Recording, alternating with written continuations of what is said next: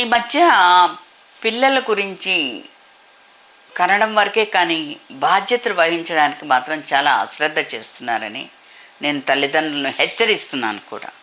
చెప్పడం కాదు, ఇది దాదాపుగా ప్రతి ఇంట్లో కూడా పిల్లల్ని పెంచడం చాలా కష్టమైపోతుందండి అంటూ ఉంటారు.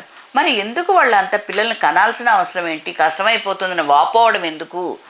మళ్ళీ ఆయాల్ని పెట్టడం, వాళ్ళని ఎత్తి హాస్టల్లో చేర్పించడం, వాళ్ళు ఏదో గాలికి తిరిగితే పాడైపోవడం, ఇదంతా మేము కాదండి చేసింది, ఈ పిల్లలే పాడైపోతున్నారు అనేసి అనడం, ఈ సమాజం మంచిది కాదు, ఈ వ్యవస్థ మంచిది కాదు, వీళ్ళ ఫ్రెండ్షిప్ మంచిది కాదు అనేసి అనుకోవడం అలే కాదు. కానీ మనం చేసేదంతా ఆడవాళ్ళేమో ఈ కిట్టి పార్టీలకని వాటికని వీటికని బిజీ అయిపోయి, షాపింగ్లకని బిజీ అయిపోయి పిల్లల్ని అశ్రద్ధ చేస్తున్నారు.